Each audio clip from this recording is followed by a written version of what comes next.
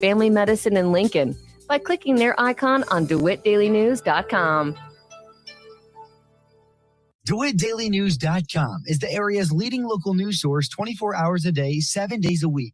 Get the latest local news, obituaries, police blotter, weather forecast, and more with no paywall. Head to DeWittDailyNews.com to get the local information you need to know. From the Heart Media Group newsroom and DeWittDailyNews.com, I'm Ben Hubbard with this expanded morning newscast.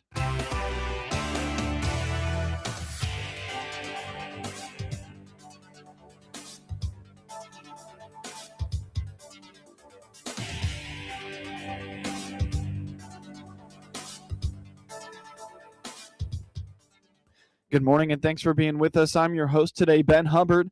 The news is brought to you by Baum Chevy Buick in Clinton, your Silverado headquarters, as well as Connexus, offering fiber internet in Clinton. Click their icon on DeWittDailyNews.com to find out more.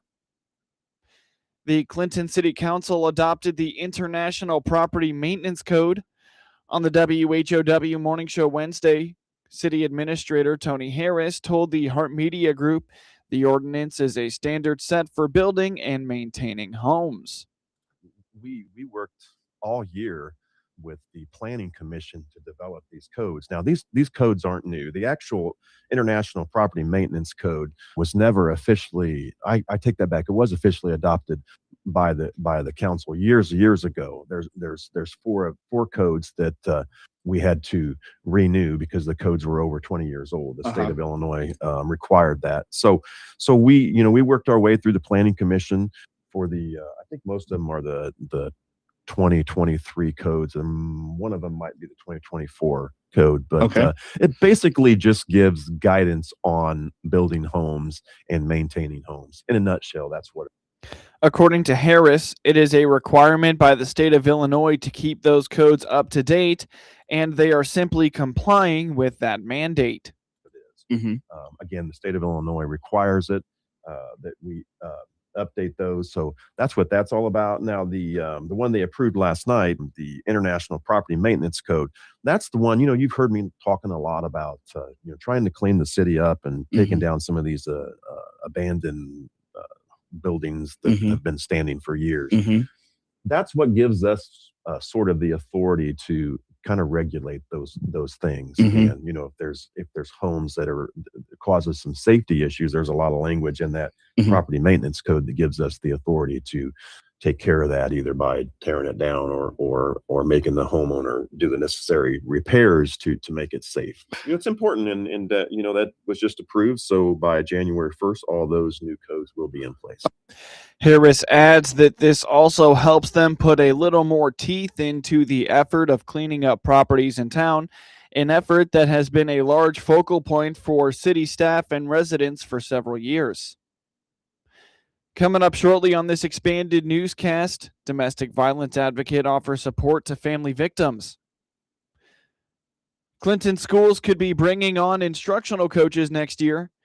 Tuesday night at the Clinton Board of Education meeting, the board discussed an instructional coach for Clinton Elementary School, Lincoln School, and a special education outplacement coordinator and instructional coach for K through 12. On the WHOW Morning Show Wednesday, Superintendent Drew Goebel told the Heart Media Group it would be another layer of support for their staff. I do think that at the January meeting, it will become an action item. So last night we just discussed it. So an instructional coach, this is new to Clinton, but not new to other school districts. Other schools have instructional coaches, and it's another level of support for teachers, whether it's analyzing data, it's mentoring. I got my job description right here. Collaboration, team teaching. It's just another layer to help teachers, because it's a tough job. I give a lot of credit to what teachers do, and it's the expectations on teachers. I really don't think people get what people expect out of teachers. And we're not just teaching the reading and writing and math. There's so many more layers that teachers do, and it's a very tough job. So and really, and the last time we were on, we had talked about some of our school designations and some test scores. So what I'm doing is trying to put things in place to help support the staff. Last month, Goebel discussed the district's recent report card data that showed Clinton Elementary School below the commendable category, a cause for concern. While not a direct response to those scores, Goebel believes this action would be beneficial to help improve that designation. We've been talking about coaches for a couple years that just didn't get enough traction. And we would talk about it, and then it would kind of fizzle. When I took on as a superintendent, we had Miss Jensen had been there for 1 year prior to that. So Kara and I had talked about coaches. I've been talking, besides the instructional coaches that are going to be K-5, another position that is going to be K-12 is what we're, again, just discussion only, is what we'd call an outplacement coordinator, a transition coach for our special education students. Because we have several students that don't attend. They are enrolled. There are students, but they don't attend a school in Clinton. They might go to an alternative school in Leroy. They might go to an alternative school in Lincoln, Illinois. And we have some kids that go all the way to Havana. So we bus them to Havana. We have kids in Bloomington. So we have students in different schools because we don't have a facility, a program to meet their needs. And unfortunately, there is very limited space at these alternative places. It's very expensive to coordinate that. This person would be it'd be a special education, someone that would have a special education degree. Again, we're looking at someone from K-12, all grades. So we'd be looking for somebody ideally that has experience as a special ed teacher in multiple areas. Goebel adds that the district would be able to financially support these positions, and they would be hired to start for the next school year. While a victim of domestic violence can feel a sense of insecurity during the holiday season, so too does their family. Andrea Coker is the Director of Services for Willow Tree Missions in Piatt County and indicates while their services are often geared towards the victims of domestic violence, she often hears from family members of those victims about how they can support their loved one. I talk to a lot of people who are looking for support on how to support their loved one. And it is so hard because the domestic violence doesn't work. It doesn't live unless there's isolation. People who have support systems, people who have family and close friends that they can turn to in their everyday lives aren't likely to stay in a domestic violence situation. So isolation is like paramount to domestic violence. So of course, family members notice a change in their loved one or lose access to them. So then it becomes this really tricky balance whenever they are around. So like at the holidays do you use that time to try and talk to your loved one who you believe might be the victim of DV?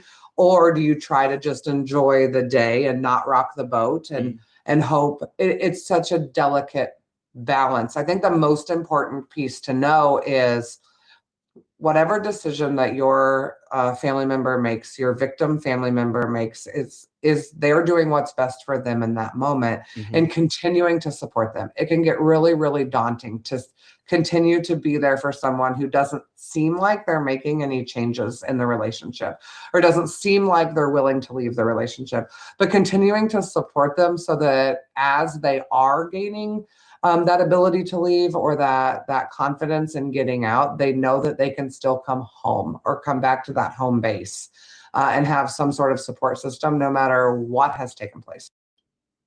According to Coker, many diminish a domestic violence relationship because of the notion the abuser has an anger management issue. She strongly feels abusers actually have the greatest handle on their anger. Yeah, I have this very strong belief that abusive individuals have the most managed anger of anyone else. Oftentimes, other people in the abuser's life have no idea that they are abusive. because they have such control over their anger that they can isolate it and pinpoint it only to their victim, only to their partner. They don't have outbursts with law enforcement. Oftentimes, they have no behavioral issues at their employment. Sometimes they do, but oftentimes they don't. They have close friends that have no idea that they have these violent tendencies. And I believe, or I know that that's because they can manage their anger so well that they can completely lock it down except toward their partner. It's not an anger management issue. It's an abusive power and control issue. Anger management's not going to fix them. That isn't the problem. They've got managed anger. They are just abusive. Visit willowtreemissions.org or find them on Facebook for more information. You're listening to the WHOW Morning Show. Let's take a quick break with a word from our sponsors. Extra model year savings are available. This is Scott Baum from Baum Chevrolet Buick in Clinton and Farmer City. Yes, we have 2025 Silverados with extra savings as well as a few other models now. See our 2026 Silverados in regular cabs, double cabs, and crew cabs in gas or diesel. We also have a good selection of the all-new redesigned Chevrolet Traverse. Chevrolet, together, let's drive. See all our inventory at BaumChevyBuick.com right from the start. Experience the power of better connection with Connexus Fiber Internet. Connexus delivers ultra-fast, reliable speeds to keep you connected at the speed of life. Whether you're working from home, streaming your favorite shows, or gaming with your friends, Connexus has you covered. Say goodbye to buffering and dropped calls and say hello to fiber fast internet. Ready to upgrade your connection? Sign up today by clicking the Connexus icon at DeWittDailyNews.com. Nothing connects us like Connexus. News time is 20 minutes after the top of the hour. You're listening to the WHOW Morning Show. A local state representative is raising concerns after Governor J.B. Pritzker signed Senate Bill 2111 into law, legislation that moves state funding to support Chicago's mass transit system. Representative Regan Deering says the measure places an unfair tax burden on downstate residents while addressing what she views as long-standing financial mismanagement in the Chicago area, let alone by the Chicago Transit Authority. According to Representative Deering, the bill moves far beyond addressing an initial budget shortfall and instead commits billions of dollars in new funding over the next several years. She says the approach taken by lawmakers will result in higher costs for Illinois families, including increases in taxes and tolls, while redirecting money away from communities outside the Chicago region. The new law diverts approximately $1 billion from the state's road fund, followed by an estimated $473 million each year from funds traditionally used for downstate roads and bridge projects. In addition to the fund transfers, the legislation includes toll increases of roughly 60% for passenger vehicles and 30% for commercial vehicles, along with reallocations tied to the state's motor fuel tax. Representative Deering believes that these funding shifts could have long-term consequences for infrastructure projects in downstate Illinois. She noted that many residents in her district and surrounding areas rarely, if ever, use Chicago's mass transit system, yet will now contribute financially through higher transportation costs and reduced investment in local road maintenance. She also warned that pulling money from the road fund could delay or cancel planned construction and repair projects across rural and central Illinois, placing additional strain on already aging infrastructure.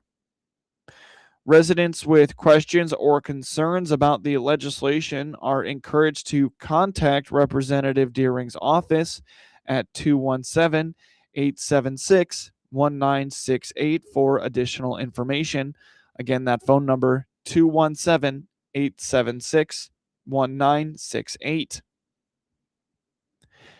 An Illinois-based seed company is seeing growing participation in an online resource.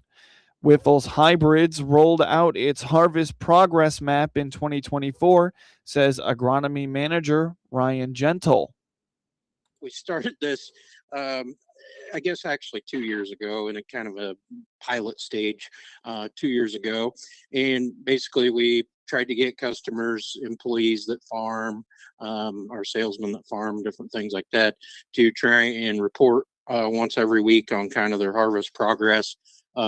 On the corn side, of course, because that's what we sell, and then kind of their average yield they feel for the year. And it just so happened this year that the internet shut down right about the time that we started this up, and there was a lot of people and a lot of companies and different private individuals looking at our harvest progress map, and kind of using it as somewhat of a judge because they didn't have the usual USDA reports to look at. So basically how it works is we just send out an email to our customers, employees, and a text, I guess, once every week. And they can just go in, they put in their zip code, and that's as simple as it is, and put in their percent corn harvest and what their yields are running at the time. And it's a live update on whiffles.com. Anybody can go look at. And what was the initial idea behind it? I think, it's just another way to get Whiffle's name out there, of course, and helps with marketing. But it also, can give a customer a general idea if he gets on there and can kind of look at some similar operations, in the county or maybe in the neighboring counties, and they can kind of see, am I holding up with yield-wise with what they're getting?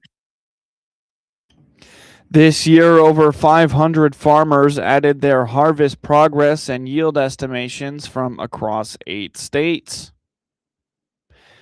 The new chair of the Illinois Farm Bureau Young Leader Committee says he wants to add value to young leader programming. Garrett Williams is from Richland County. I think one of the conversations that my committee members and myself have had over the last year or two is we understand that the challenges of being involved and being engaged are absolutely there for young leader members.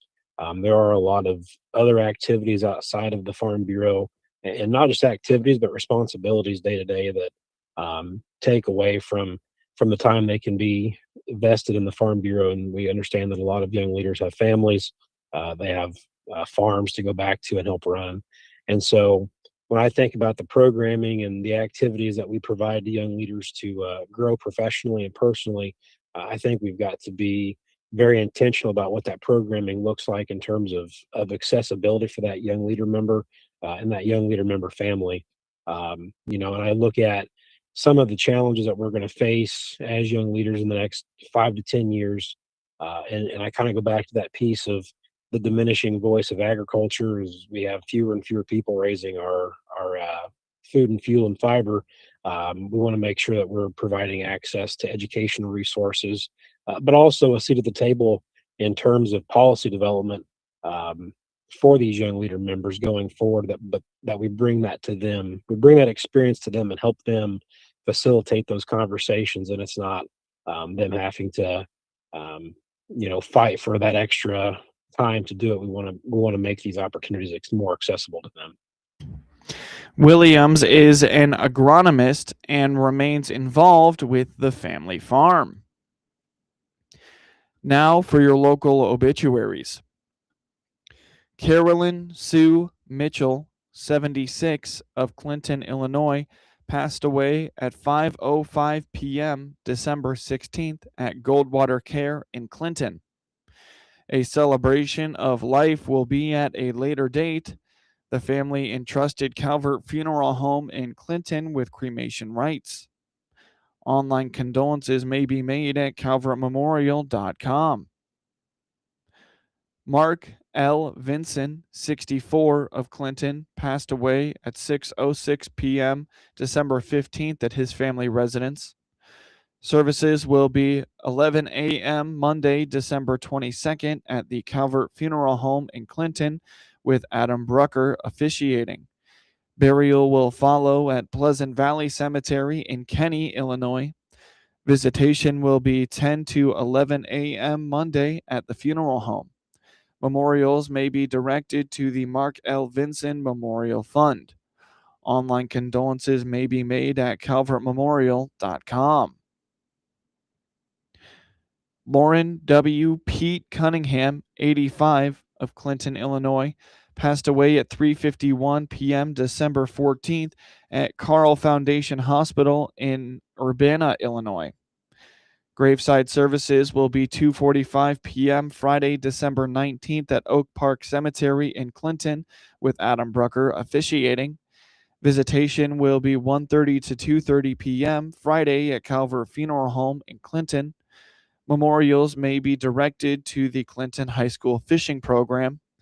Online condolences may be made at calvertmemorial.com.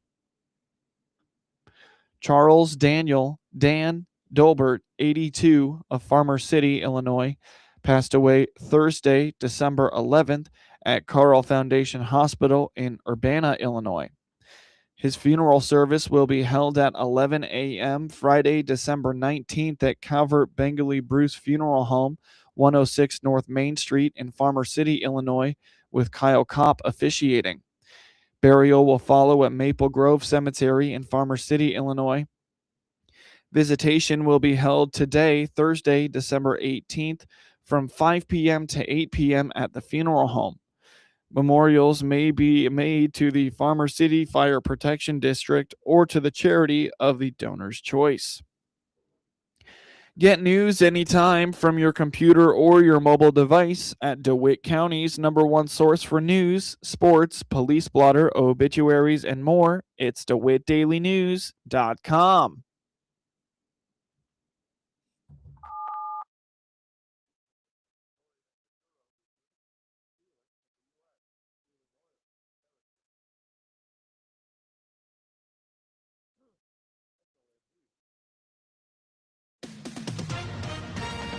With SRN News, I'm Rich Thomason in Washington. America is back stronger than ever. That's President Trump's assessment. Addressing the nation last night from the White House, he touted his economic and immigration policies. President Trump says when it comes to Venezuela, his hard line should have been taken years ago. He accuses the dictatorial Maduro regime of stealing from the U.S. The Republican-led House has passed a health care bill, one that does not include the additional pandemic-era Obamacare subsidies. Washington Governor Bob Ferguson says the scope of the damage done by historic flooding in his state at this point remains unclear. FBI deputy. This is staff meteorologist Jennifer Wojcicki with your regional radio forecast. Overcast skies with fog early today, with rain becoming mixed precipitation. Daytime highs approaching 52. Southwest winds 15 to 20 miles per hour. Cloudy tonight, slight chance for mixed precipitation changing all snow. Lows dip down to about 14. A dusting of snow tonight. Hear weather twice an hour or online anytime at DeWittDailyNews.com. Currently, it's 48 degrees. From the Hart Media Group Sports Desk, IL Sports Wire, and DeWittDailyNews.com, I'm Ben Hubbard with this local sports report. A local high school basketball legend has achieved a career milestone that few others have. Clinton Maroons basketball coach Vic Binkley reached the 800 career win mark on Wednesday night as they beat Riverton 59-36. He says the win wasn't a guarantee, but his team fought hard to help him achieve the historic milestone. Yeah, we knew it would be rough going over there, and but the guys came out strong in the first quarter, and we had them down 25-6, and we didn't play as well the second half as we'd like, but the first half no complaints and too many turnovers in the second, but we held we had a comfortable enough lead, take control, but it was a nice win. Yeah, everybody was there, and a lot of friends, and the Clinton community was there, and we spent about probably half an hour on Riverton's floor, and Riverton was a class act. Right. They gave me the game ball and announced it, and they told us to take our time, however long we needed it. So it's nice to see that. Binkley indicates that the key to his success has been surrounding himself with good coaches and instilling a mindset of hard work in his athletes. He notes that it's his love for the sport that keeps him going. Well, I've been, it's been special for me. Yeah. I've always had good players. I've always had good coaches with me. I've always had the community support. And that's a nice winning combination right there. Yeah. And we work them hard. We try to outwork anybody we're playing. We don't always get it done, but that's got to be one of the reasons we're successful is they work so hard. Well, I love basketball. It's been completely, my whole life. And it's always been kind of a crutch if, things aren't going well. And I tell our players there, hey, you can come in this gym for 2 hours and forget about all your problems, whatever you have, and just have fun and enjoy it. And I think that's kept me, pretty motivated. But and probably and a lot of coaches told me when I came up to Clinton that I would be motivated again. And it's true. I mean, just different people and different environment. Our administration's been great up here. And, we're hoping we can continue keeping this going. Coach Binkley explains that as he gets older, he may have to rely more on his fellow younger coaches to relate to the players. However, he has no plans on retiring anytime soon.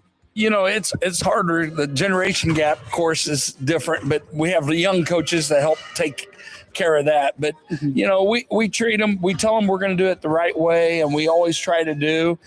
We have our issues. We're going to take care of a couple issues today that we had last night. And, but we're not mean about it. We just tell them what we expect, and they can, tell us what they think. And sometimes maybe we're wrong, and sometimes maybe they're wrong. But we don't, if there's a problem, we try to take care of it. I want to be fair to my wife, and because she's been with me all the way through.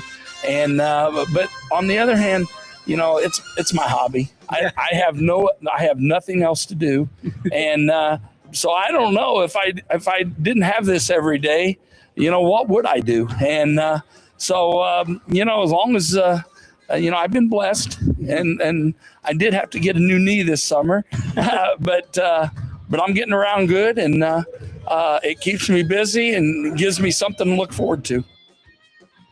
Binkley is grateful for all the students, staff, and community members who have supported him throughout his career, not only in Clinton, but in his previous schools as well. The IHSA has passed a referendum that will expand the high school football playoffs from 32 teams per class to 48. Clinton Maroons football coach Ron Bass has mixed feelings on the matter. He says while it may give the team an advantage and help them make the playoffs in the future, he understands the opposition to the amendment. It's kind of a mixed bag for me. Ask me how it'll be in 4 years, and I could probably give you a more accurate answer. But on the surface, at least from our perspective here at Clinton, that's advantageous for us.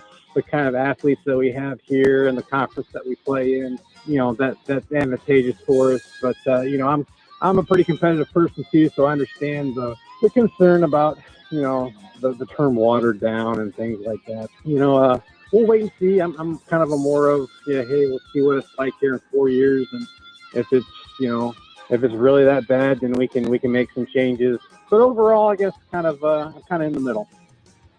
Bass feels that the playoff expansion could have made a big impact on seasons they have had in recent years, including last year's 4-5 regular season finish. He says his players are excited for the change and the postseason opportunities it could bring. Say, like, if this plan was in place a few years back, I mean, we had a couple 4-5 seasons where, we were a player or two from making the playoffs, and so that would have gotten us in. And to be honest, in 2022, if that would have been in place, I wouldn't have wanted to play someone like us who are starting to get some things figured out at the end of the season, came in with a winning streak there. the end and at 4-5. So it definitely helps in the sense that we have some tough competition in our conference. We talked about the Tri-Valley. El Paso is going to be another really good team this year, and so they're always solid. And then you mix Eureka and Shelbyville in there. There's always going to be some 4 or 5 just really difficult games from schools that perennially have had good programs. Well, I told the kids yesterday, and their eyes kind of lit up a little bit. I'm like, oh, okay, we could possibly have a chance to win a playoff game, even though we only have 3 or 4 wins. I think that got their attention a little bit. Of course, I talked to our upperclassmen, and they were all kind of disgruntled a bit about the kids that were seniors this year. Yeah, but no, it seemed positive with our kids. So, like I said, we'll kind of wait and see how it is. I can tell the kids it's easy to be gung-ho about working out right now at the beginning. When we get those days in late January and it's still dark out and we're coming in really early and it's freezing cold, you don't want to get out of bed. Those are the times, you really got to push through it and, work hard to improve. According to Bass, this will not change much in his approach to coaching the team. He says that playoff games are won by putting in the hard work in the offseason, which his team has been receptive to. We're still going to do the same things that we're going to do to prepare. We're in the weight room now. We had good attendance, which is good, better attendance than we had last year in the weight room. And so we're excited about the upcoming season. We've had a couple team meetings and talking about the importance of making sure that we're here and present at our workouts and working hard in the off season, because I tell them that games are won, playoff games particularly are won in the months of January through April. So you can't wait until May or June to start really working hard in the weight room. So I think that's an important thing as far as preparation. That's really going to be our key coming up this year. We're still going to be really young. We're still going to take some lumps. We're still going to have some growing pains here next season. But I think that the future looks really positive with some of our younger classes mixed in with our upperclassmen this year. Among other high school football changes from the IHSA is the introduction of video replays when it comes to ejections and suspensions. Bass points to a moment involving former Maroons quarterback Mason Walker, where he was ejected from a game while attempting to break up a fight. No, I was excited to hear about the video review on ejections and suspensions. That was one I know that really affected us a couple years back with Mason Walker and our situation where he was ejected in a game against Pontiac that really affected the outcome of our playoff game against Sullivan. And I think had this rule been in place, I know that he would have probably been playing next weekend just based off of video footage that we had of what happened, and it was just kind of an unfortunate event. And so, pushing forward, I think that's a good thing. You want to do what's best for kids, and I think that is one of the things that we can do to help kids out. Clinton opens up the season in week 1 against Fieldcrest. The goal of every high school basketball player is to reach the milestone of 1,000 points, and now one local senior has done it. Clinton senior Keaton Graves explains that he's had his eyes on 1,000 points since he was a freshman, but was not feeling the pressure before or during their win over Mount Pulaski.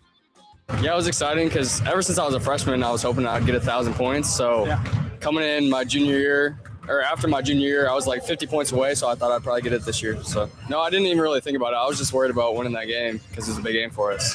Yeah, it was 3-pointer. Yep. Yeah. I don't remember all the details, but when I hit the shot, I didn't even know it was 1,000 points, and then they stopped the game, and then I figured it out. So yeah, it was good to see everybody after the game. A lot of congratulations, and then good to see my family, and they've supported me through all of it. Graves knew coming into the season that he was close to reaching the milestone and says he put in the work during the offseason, particularly on his threes, to ensure he'd achieve it. He adds that motivation from his older brother Dawson, who is also a 1,000-point scorer, helped as well. Yeah, a lot of time in the offseason, a lot of shots being put up. I'm trying to develop 3 ball, so that's the main thing, yeah. Yeah, definitely. it was really cool. I was able to play with him for 2 years while he was here, and I mean, that's what anybody would want.